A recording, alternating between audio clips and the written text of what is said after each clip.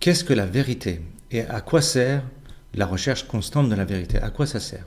Après tout, on aime plutôt l'apparence des choses, jamais leur profondeur. Si on aime une femme ou un homme, c'est pour son visage et le parfum de sa peau, rarement pour ses intestins ou son système lymphatique. En fait, la recherche de la vérité est tout simplement une affaire de survie. Plus la vérité prend de l'importance dans une société, plus cette société va se développer. Là où le mensonge règne, là où on parle plus de morale que de vérité, on est à la veille d'une guerre ou d'une violente crise. A contrario, là où la vérité règne, là où on parle plus de vérité que de morale, la société est au lendemain d'une guerre ou d'une crise. En effet, une société en construction sacralise la réalité, alors qu'une société en déconstruction moralise la réalité. Et quand on moralise la réalité à l'échelle d'un pays, ça donne des hystéries de masse, des fixations sur des détails sans importance et le déni de toute forme de souffrance. Bon, normalement, ça doit vous rappeler quelque chose, tous ces symptômes. Ce sont les symptômes de l'époque actuelle, l'hystérie de masse, fixation sur les détails et le déni de toute forme de souffrance. Donc, la vérité est le ciment qui forge un organisme et son absence crée le délitement de l'organisme. Il existe un autre mot pour désigner la chose qui forge un organisme, c'est la vie tout simplement. Ça veut dire quoi? Ça veut dire que la vérité et la vie sont une seule et même chose. La vérité et la vie sont les deux faces de la même pièce. Rechercher la vérité, c'est essayer de voir les choses comme elles sont. C'est pour ça que l'évolution biologique consiste à doter les créatures d'appareils de perception de la réalité de plus en plus perfectionnés. Et le plus perfectionné de ces appareils, c'est le cerveau humain. Alors, comment faire pour rechercher la vérité? Le problème pour rechercher la vérité chez les êtres humains, c'est qu'il y a en fait des freins psychiques que tout le monde possède plus ou moins et qui bloquent cette recherche. Il existe des freins psychiques qui bloquent la recherche de la vérité chez les individus. Sur cette chaîne, on utilise des paraboles, des textes sacrés pour faire de la psychologie, parce que les textes religieux et les textes mythologiques, on verra ça plus tard, il y aura d'autres vidéos qui vont venir sur les mythologies. Ces textes-là sont d'une très grande profondeur si on arrive à les interpréter correctement, si on arrive à comprendre ce qu'il y a derrière les paraboles. Dans le Nouveau Testament, les blocages psychiques concernant la recherche de la vérité sont représentés par deux figures symboliques. Ce sont les pharisiens et les docteurs de la loi. Qu'est-ce que c'est? Un pharisien est une sorte bien-pensant et le docteur de la loi est un dogmatique. D'abord le dogmatisme. Le dogmatisme est une chose assez simple à voir. L'image la plus répandue, c'est le dogmatique religieux, mais le laïcard bouffeur de curé est aussi un dogmatique à sa façon. Alors un dogmatique, c'est quoi? C'est quelqu'un qui ne sait pas qu'il ne sait pas. Il est frappé par une double ignorance.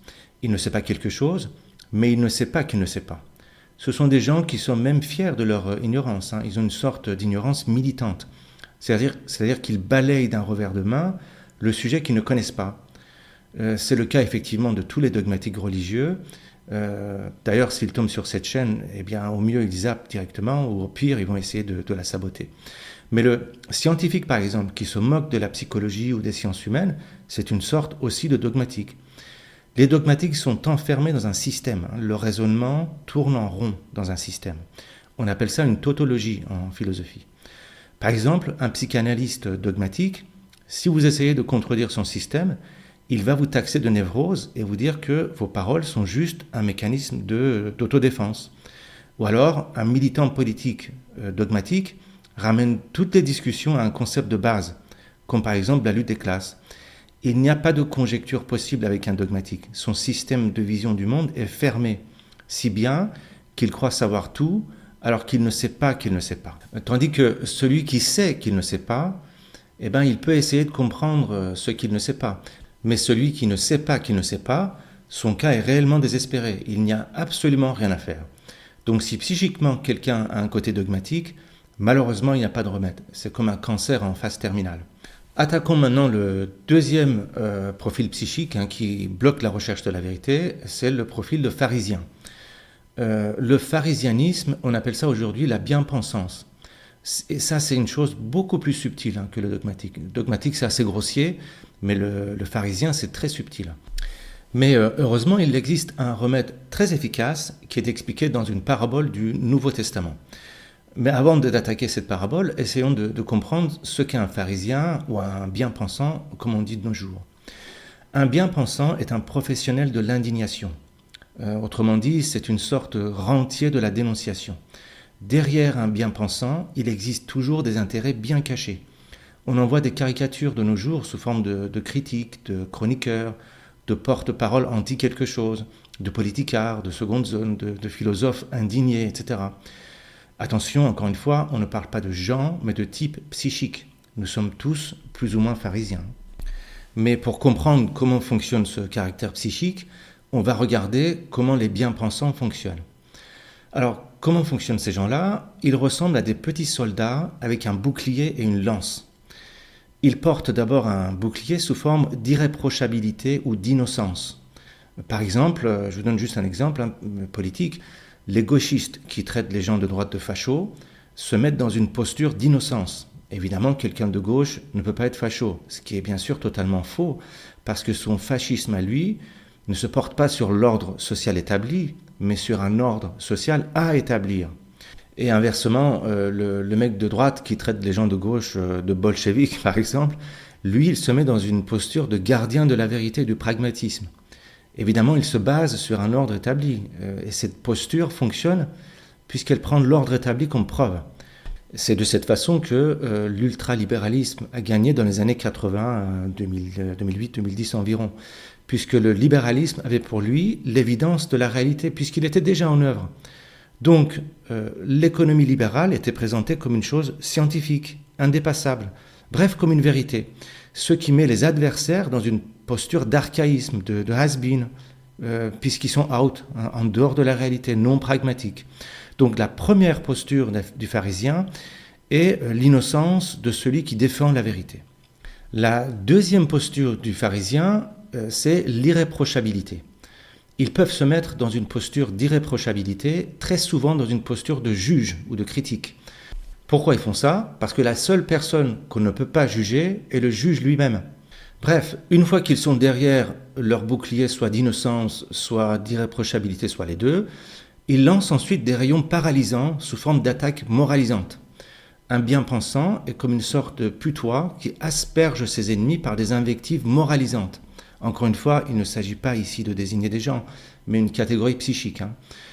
La Bible nous en parle d'une manière magistrale. Regardons de plus près ce que le Nouveau Testament nous en dit. Il y a un passage où un pharisien invite Jésus à dîner chez lui. Jésus rentre chez le pharisien, se met à table, et le pharisien lui reproche de ne s'être pas lavé avant le repas comme le rituel le commande. Alors Jésus lui dit, je cite, vous, pharisiens, vous nettoyez le dehors de la coupe et du plat, et à l'intérieur vous êtes pleins de rapine et de méchanceté. Malheur à vous, parce que vous êtes comme des sépulcres qui ne paraissent pas et sur lesquels on marche sans le savoir.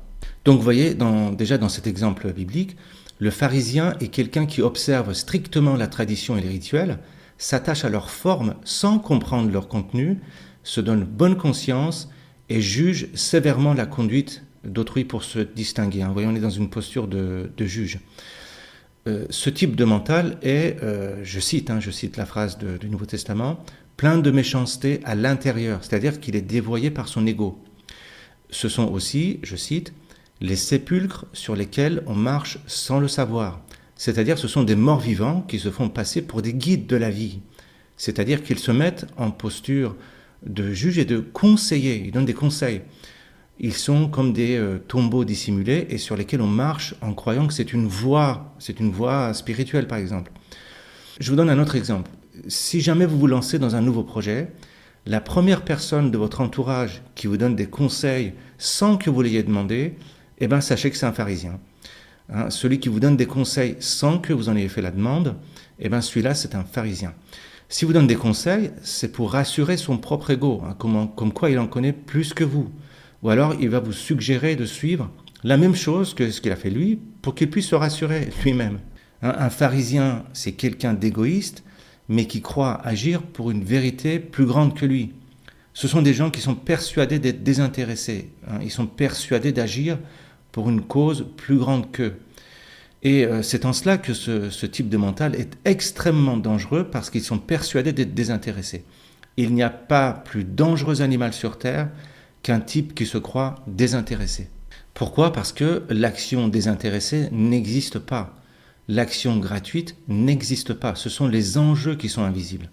Chaque fois qu'une personne prétend agir d'une manière désintéressée, sachez qu'il répond à des enjeux invisibles ou inconscients. N'importe quel individu est un pharisien du moment qu'il est persuadé d'agir pour une réalité qui le dépasse. Alors, comment purifier notre tête du pharisien que nous portons tous en nous ? Chacun est un petit peu pharisien. On peut encore trouver la recette dans la Bible sous forme d'une autre parabole qui est un peu compliquée à comprendre, un peu tirée par les cheveux peut-être, mais bon, je vous cite cette parabole. Alors, qu'est-ce que ça raconte ? Je cite « Lorsque tu donnes à dîner ou à souper, n'invite pas tes amis, ni tes frères, ni tes parents, ni tes voisins riches, de peur qu'ils ne t'invitent à leur tour et qu'on ne te rende l'appareil. » Ça veut dire quoi ? Ça veut dire que lorsque tu réfléchis, c'est-à-dire que lorsque tu donnes à souper, lorsque tu veux manger, lorsque tu veux réfléchir, manger des choses, c'est-à-dire que nourrir ta pensée en fait, il faut détourner ton attention des pensées familières, agréables du mental, les amis, les frères, les voisins. Pourquoi ? Parce que les pensées agréables et familières s'auto-nourrissent et s'automultiplient et envahissent le mental de certitude. Ce sont des pensées d'autodéfense et d'immunisation de l'ego qui s'auto-nourrissent et accaparent toute l'attention. Ça veut dire que les certitudes agréables à propos de soi-même sont comme des champignons et en l'espace de quelques secondes, ces certitudes envahissent l'ensemble du mental et étouffent la conscience et donc la vérité. Alors, continuons cette parabole, voici la suite, je cite « Mais lorsque tu donnes un festin, invite des pauvres, des estropiés, des boiteux, des aveugles, et tu seras heureux de ce qu'ils ne peuvent pas te rendre l'appareil, car elle te sera rendue à la résurrection des justes. » Ça veut dire que, bien au contraire, ce qu'il faut faire, il faut regarder tes erreurs, tes blessures et tes pensées blessantes. Et comme ces pensées sont déplaisantes, elles ne prolifèrent pas. C'est pour ça qu'on dit qu'ils ne peuvent pas te rendre l'appareil dans le texte.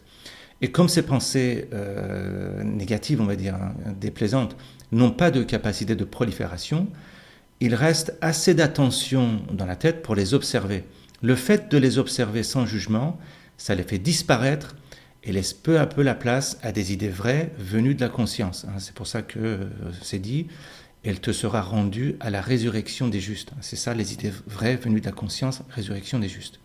En conclusion, pour atteindre la vérité, c'est-à-dire la vie ou la conscience, il faut tuer le pharisien que l'on porte en soi. Et la manière la plus efficace d'éliminer le pharisien en soi est de stopper les pensées autoglorifiantes qu'on a sur soi, c'est-à-dire se concentrer sur ses erreurs ou ses blessures sans aucun jugement, juste les observer. Attention, il ne faut jamais réfléchir sur les pensées négatives que l'on porte en soi, mais juste les observer sans aucun jugement.